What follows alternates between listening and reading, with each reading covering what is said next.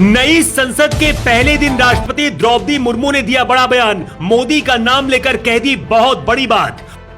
उल्टा पड़ गया विरोधियों का दांव। संसद के उद्घाटन में राष्ट्रपति द्रौपदी मुर्मू को क्यों नहीं बुलाया गया, जानते हैं आप?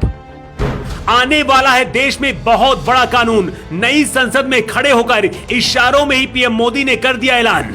देश की जिस संसद को उद्घाटन का करीब 21 दलों ने बाइकआउट कर दिया, अब नई संसद के पहले ही दिन देश की राष्ट्रपति द्रौपदी मुर्मू का बहुत बड़ा बयान सामने आ गया है। द्रौपदी मुर्मू ने पीएम मोदी का नाम लेकर जो बात कही है, उसे सुनकर देश के अंदर ही कुछ लोगों की नींद उड़ गई है।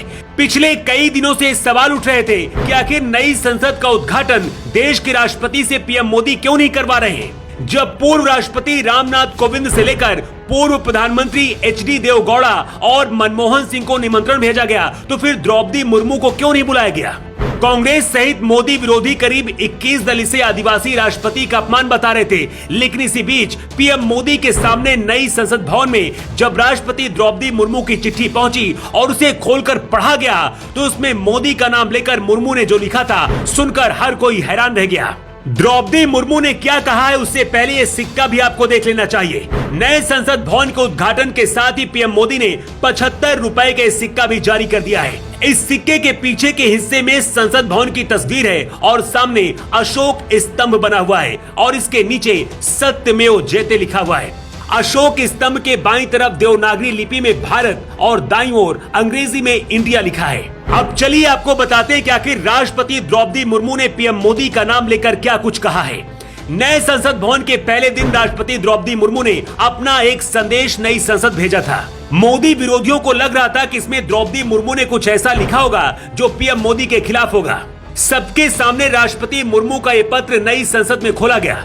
राज्यसभा के उपसभापति हरिवंश ने जब मुर्मू का ये पत्र पढ़ा तो वो भी खुश हो गए।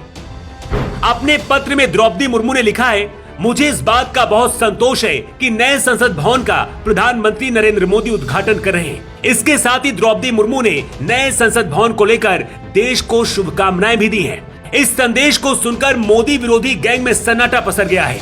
जो लोग आरोप लगा रहे थे कि द्रौपदी मुर्मू को क्यों नहीं बुलाया गया है, उन्हें मुर्मू ने करारा जवाब दिया है। मतलब मोदी विरोधी गैंग का दांव उन्हीं पर भारी पड़ गया। अब सवाल यह है कि आखिर वो कौन सा कानून है जिसे पीएम मोदी बहुत ही जल्द इस नई संसद में लाने वाले हैं। पीएम मोदी ने पहले दिन अपने भाषण में इशारों में बहुत कुछ कह दिया है। अपने भाषण में पीएम मोदी ने कहा है कि इस नई संसद ने हमें गुलामी की सोच से आजादी दिलाई है। आने वाले वक्त में यही से देश हित के लिए बहुत सारे कानून बनेंगे। दावा किया जा रहा है कि संसद के पहले सत्र में ही मोदी सरकार सीए और एनआरसी बिल लाने की तैयारी कर रही है और इसके बाद इसे पूरे देश में 2024 के चुनाव से पहले लागू कर दिया जाएगा। इसके साथ ही आने वाले वक्त में इसी संसद से अब कॉमन सिविल कोड पर भी कानून बनेगा। अमित शाह पहले इस पर पूरा खाका तैयार करके बैठे और बहुत जल्द ही इस पर अब काम भी शुरू होगा। इसे हमारे देश के नेताओं की विडंबना कहिए या फिर कुछ और।